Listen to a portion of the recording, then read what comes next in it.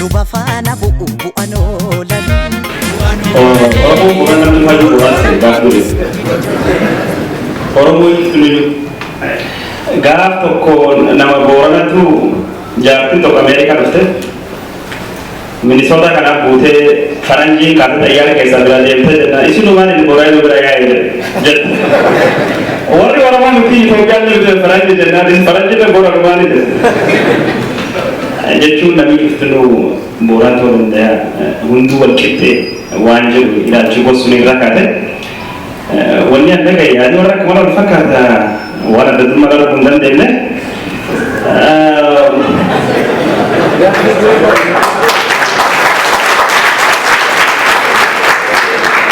garuu adda dhumma gara kun dandeenye ammoo mawal hojjechuu dadhabalee ammoo beekuu kun dandeenye tokko argadde tokko dhabe ansilaa warra kiyyaatti laalee gireedii kennaa fedha ofii iyyuu kufe kanaaf gireedii godhuu hin danda'u. Jawaab.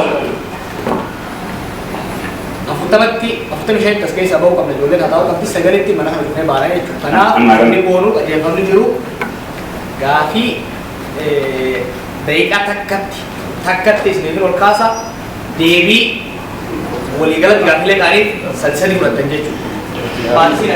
Eegame Dr. Bokkuu yookaan Baalleen kennuun beeku jawaadhaan fiiganaa dhufe.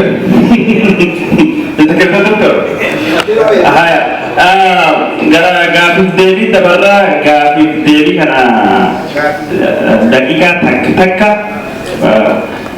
akki an barbaadu dubartii irraa hedduu dhaga'uu barbaannaas namni dhiira qofa dubbate ammallee warra jalaan argatanii kennuu barbaanna. Maayik tokko asuma bitame tokkollee nama keessa kan ta'e ana sun dhaabbatee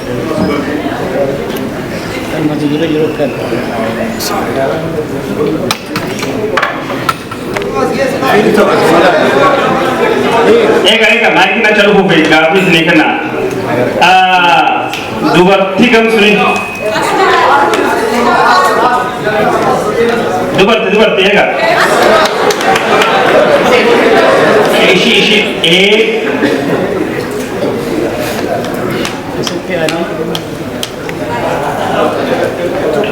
Bobes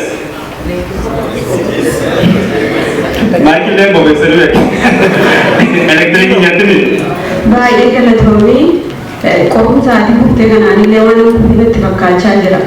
Garaagarummaa jara sadannatti bane omaayyuu hin beekne kanaafuu jara garaagarummaa hin qabaanne kun wal wajjin akkan hojjete maaltu dhoowwaa jira jarumarraa dhaga'uun barbaade. Ayyee gaafii jalqabaa maaltu waliin hojjechuu isaan dhoowwaa kan jedhu gaafatte gaafumatti fufna.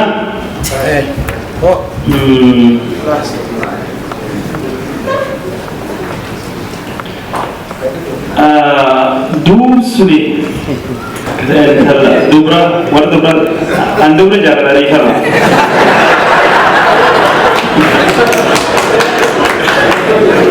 yoo wanni sun dhoowwaa kan haraamane taphni nama ammallee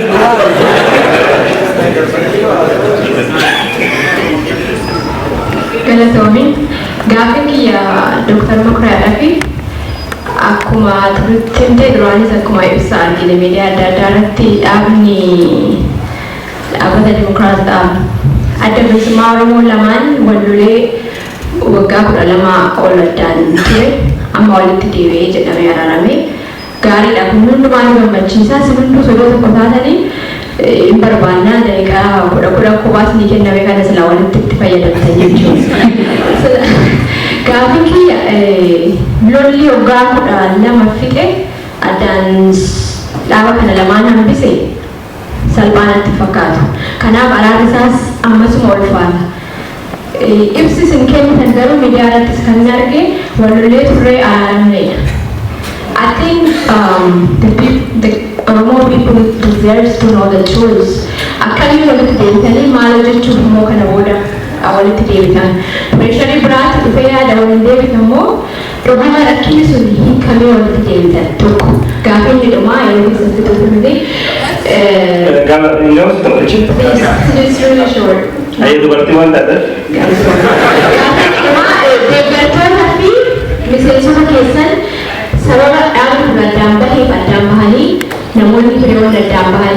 maatiin addaan ba'illee jira. Isaan walitti deebisuuf hoo ammam salphaadha. Maal irratti hojjechaa jirtan kan jedhu gaafadhaa. Galatoon.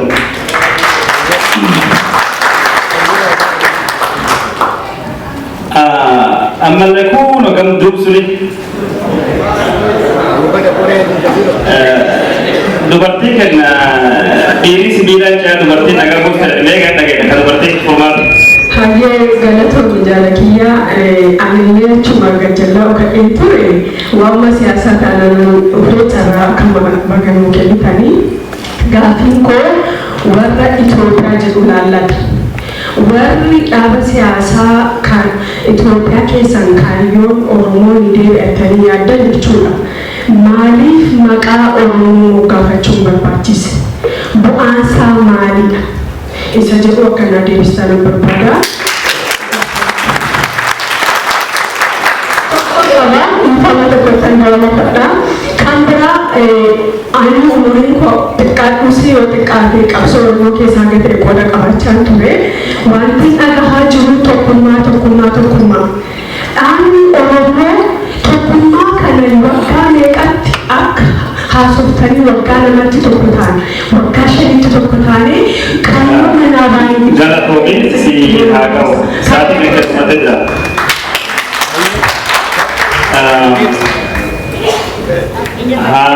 Gaafii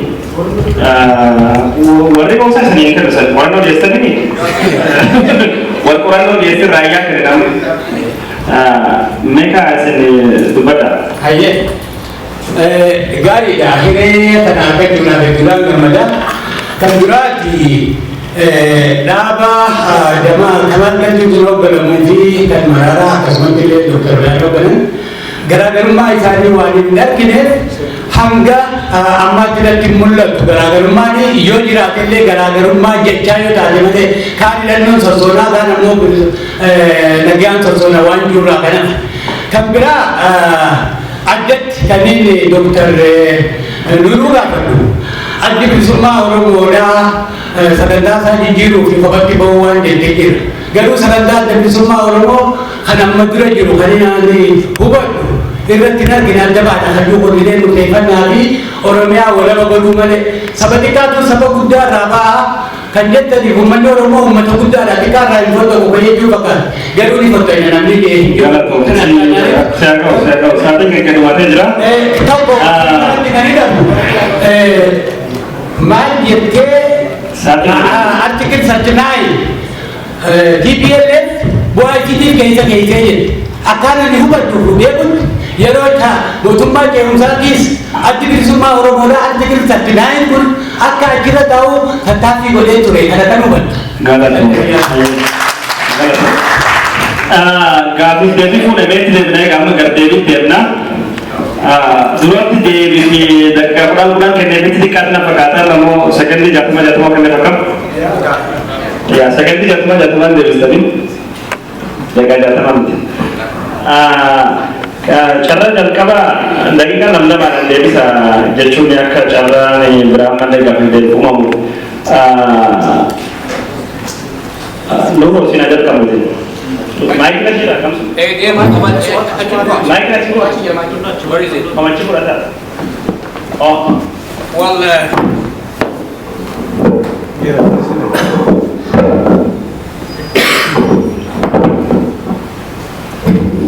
nuti garaagarummaa eegan qabne maa waliin wajjin gaafii jedhuu fi akkuma dubbanne nuti akkaataa bilisummaa Oromoo Jeneraal Kamaal Galchuuti hoogganamutti nama yookaan garee TPLF uffisee sirna TPLF jechuu henna biyya san irratti ummanni Oromootiif ummatoonni biraallee hiree isaanii akka murteeffatan godhu hunda waliin wajjatu qophii wajjata adda jirra jaarmiyaalee Oromoo laalchisee waamicha gooneerra ammallee deebii eegu jira. Adamlee borullee kriteriyaan kenna tokko maali sirni TPLF ka'uu qaba qaama jedhu individual groups waliin hojjetuuf qophiidha gara kennaa kan namni waa beeku jechuudha. Gaafii lammataa haa ta'e warri Itoophiyaa fudhatu maaliif maqaa Oromoo moggaafatu barbaachisa gaafii jedhuufi dhugaadha uummanni Oromoo Itoophiyaa milikiin ijaaramtee haga ammaa TPLF intifatamaa jettu sana keessatti miidhaan isarra ga'e tokko lama miti. Miidhaa hedduu isarra ga'e, qaanii hedduu isarra ga'e. Itoophiyaan nu baannu nu jedhu jechuun Itoophiyaa gaafa sirni TPLF ka'e fedhii uummatootatiin Itoophiyaa ufafoo ijaaramtu baanna malee Itoophiyaa amma mana hidhaa uummatootaa taatee afaan qawwee fi eeggamtu sanaa miti. Kanaaf uummanni Oromoo sagantaa isaatiin Itoophiyaa hundoo bilisoomsa jedhee rakkoon jiru. Galatoome Dr. Noro gaaffii jechuun isaatti keessatti dhumate daqiiqaa lama siikira daqiiqaa lama dhumateedha. Questions. Okay. Hayyee gara gaaffii taanuu kan deebisanii Dr. Professor Makoyaa Bulchaati isinillee daqiiqaa lama siikirina.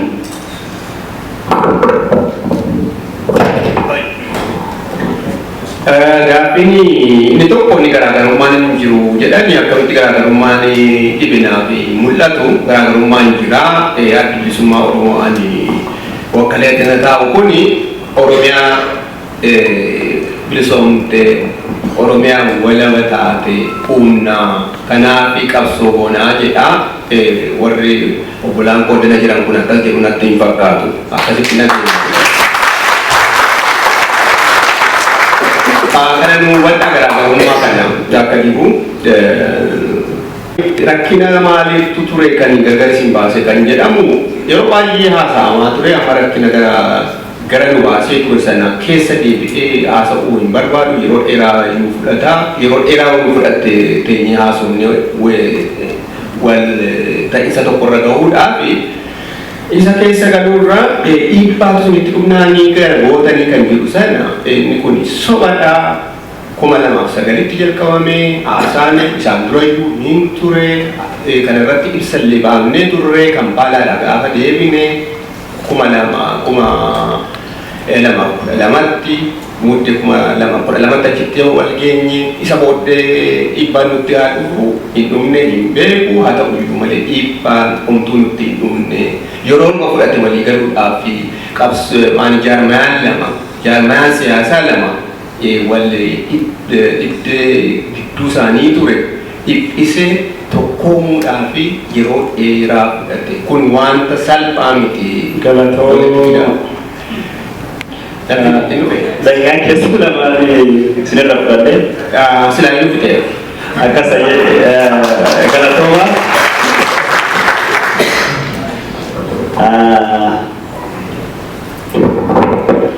Dr. Bayyan Asoba Adda Demokraatawaa Oromoo qajeelfatan galatoom daddafeen dubbadha yeroo waan amma lakkooftaan miti wajjin hojjechuu reef dubbadheen jira sagantaa adda addallee qabaan wajjin hojjechuun danda'amuu qabaa dirqama jennoo joo qabnamuti bakka sagantaan keenyatti wal dhiitutti murtii uummata Oromootti geessinaa jennoo joo qabna ummanni Oromoo achiin gahuu irratti Itoophiyaan demokraatik ta'uun you cannot escape it bira darbuu hin dandeessu haa jennu yoo amma ABO'n ta'ee mootummaa san cabsee biyya qabate mootummaa Itoophiyaa ta'a biraan deemu silaa gaafa chaartaraa ABO'n kan mootummaa san cabse ta'e mootummaa Itoophiyaa ijaaramee dhiisee biraan deemu facaasee ummata Oromoo booda murteessa akkas jennu kan biraa kan warri Itoophiyaa transform goona jettan maali maqaa Oromoo qabattan aan Oromoodha maqaa Oromoo fedha mirga qaba lammata nuti ajandaa Oromoo Itoophiyaadhaaf qabna malee ajandaa warri Tigiree qabaatee miti ajandaa Amaara baaf qabaatee miti amma dabaree Oromootti garsiisuu barbaanna Oromootu qoricha Itoophiyaaf qabaa jedhu dirqama qabna akka uummata guddaa kanatti mootummaa Itoophiyaa kana geeddarree kanullee itti bilisa taane kan uummanni itti bilisa ta'u kan itti bulchinu wajjinis bulchinu uumuun ajandaa keenyaa jenna nuti jaarmaa Oromoodha Itoophiyaa viizinii qabu jechuudha. Article 39 bu'aa qabsoo bilisummaa Oromoo fi uummata haaliiti. Nuti uummanni tokko biyya keessa jiraachuu hin danda'u yoo jedhe murteeffatee keessaa bahuu danda'a malee humnaan qabamuu qaba jennee amannu. Mirga hiree murteeffannaa itti amannu. Oromoodhaaf ka tolu immoo biyya san geeddaree ka ofiitis ka hundaa godhuu qabaa jennoo joo qabdu. Galatoma. Amma gardumatti deemu jira marsa kanaafi Dr. Mararaa Guddina Sharran keessanii. Wanti na yaadachiise gaaffiin biraanee baay'ee ennaan yeroo dhaabbii keenya dhaabbannu durannaa warra keenyaa wal lollu ammallee faayii nuti saaqina faayiin cufameedha. Ila kaleessa isa bishaan mazii keessaa dhufes haqa immoo adawaa warra dhufeerras galma milikaan dhuura Oromiyaa Finfinnee keessa jirutti nututti dhiyaata. Ijaa kanaa dimokiraatik istiragilii biyya sanaa sabni Oromoo bilisa baasee biyya sana kan bilisa baasu sablammoota biyya kanaa akka bilisa baasu karaa kana chochoodhaa jechaan ture. No, it is not today. Waan isaanii haa tolu amma sadii taanee irraa itti godha warra akkas jiru.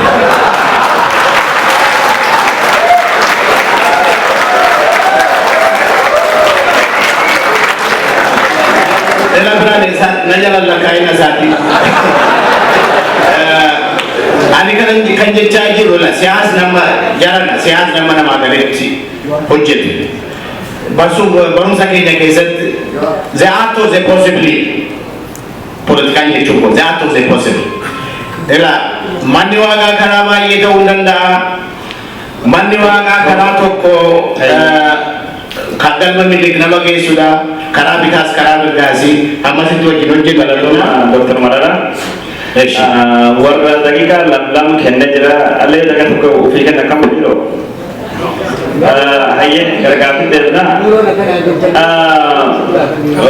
Aadaan kun yaada gaarii laala akkasumas itti fuuganna musum kanaan mee harki baasa warri gaaffii qabdan.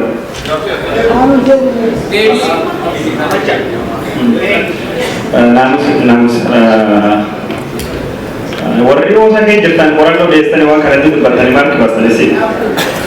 Kadiro, nama addaan muraa achi taasaan yeroo fite akka namaa fi nabi aduu. Dhugaa.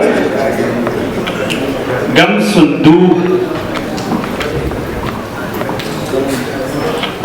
Kuno kawayaa adii akka adii fakkaatu ta'ee.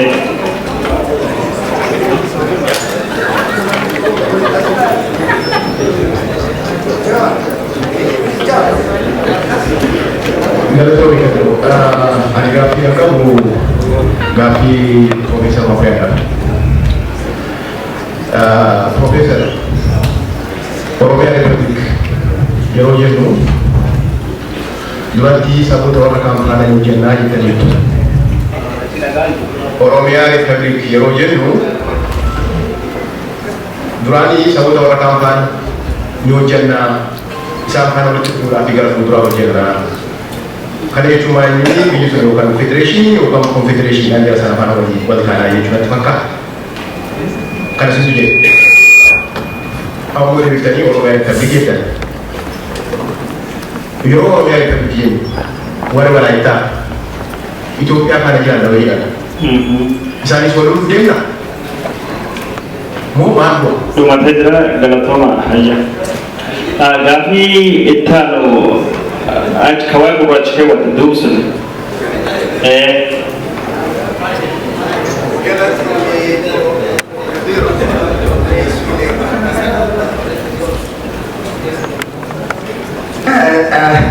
mirganaa kennu keetiif galata guddaa qabda.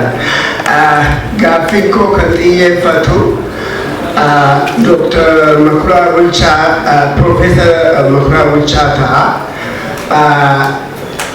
Booddee rakkoo jirtu pirezidaantiin osaalee ibsuu hin danda'a. Tokkummaa warra jaarmolee walaba baaftu wajjini haasaa akka turtanii quban qaba.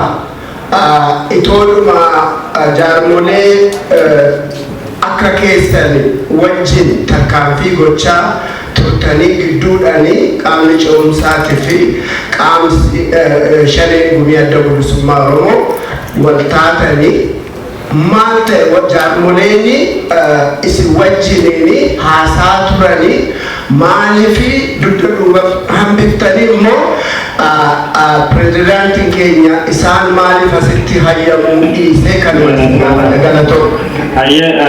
Galatooma mee warri birallee ni jira hagama Profeesar Bokkaayyoo Gabbachaa baatanii namni gaaffii warra galateef qabu.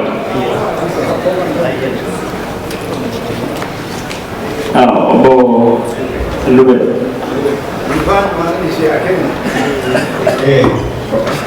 Waan ishee akka dhuunfaadhu baay'ee gaafachuu barbaade kan ture. Obbo Mararaa malee ani kanan beeku faajjiin adda bilisummaa Oromoo bara 74 qabee biyya hunda kan labse saniinatti adda bilisummaa ta'ee biyyatti hoggaa galan Oromoon hundi kan fudhate kan adda bilisummaa sana. Egaa kan adda bilisummaa fudhatame obbo Mararaa waan hin ta'iniin achi jarreen kun uummata Oromoo dogoggorsiisuuf moo anis irraanii qooda qabe jedhanii fudhachuuf faajjii adda bilisummaa sana irratti dhimma bahu. Kana na ibsa. Galatooma isinii sadeeluu jechuun daqiiqaa isinii afaan daqiiqaa tokko sii kenna Dr. Mararaa jalqabu. Ani gorsi koyi hamma danda'ametti karaa waaqaa tokko duwwaa miti amanteenis karaa maalis karaa baay'eedha. Hamma danda'ametti hamma siyaasni namaa galootti hojjetu hamma siyaasni walitti adaraa rabbii jaalala. Hamma dandeessanitti wal dhaggeeffanna. Amma wanta hojjechaa jiru baay'ee gara fuulduraatti deemne waggaa meeqa fuulduraa waan dhufee jiraate siraa gurguutu nutti dhufe jettu har'a akka ta'utti wal dubbachaa jirra. Hamma danda'ametti isuma Itoophiyaa jedhamu kanarraas baqachuun kun baay'ee nu rakkisaa jira. Baqachuus hin dandeenye baqachuus yaalaa jirra. Hamma danda'ametti kanas ta'u sanas ta'u Horn of Africa keessatti sabni keenya the largest group entity dha. Sabab keenya haa ta'u saba biraas haa ta'u akkuma ganama dubbachaa turretti Profeesar Bayyanees fa'aa ennaa jiranii ofis ollaa keenya wajjinis akka tokko jennee biyya silas dimokiraasii biyya sanatti hoo ijaarre Oromo will never be a net loser. Galatoomii Dr. Mararaa, Dr. Bayyaan. Okay, kafaji santurulala, kafaji alaba Oromo. Obbo Lube, daika safte me Obbo Lube orkaiti alaba Oromo fast.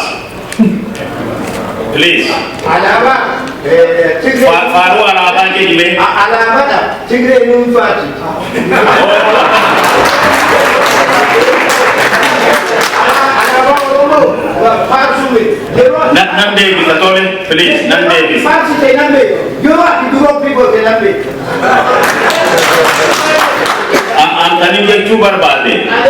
Wanni Obbo Lubeen jedhuu fi wanni alaabaan jedhu wanni faaruun alaabaa sun jiru garagara. Alaabaan kan jedhu faaruun alaabaa Oromooti. Alaabaa ABO hin jiru. Kan wajji nama barbaachisa. Alaabaa Oromoo eega ta'eefu jalatti qabsoofne bara dheeraa alaabaa faajjii uummataa keessa alaabaa. Deemsa keessa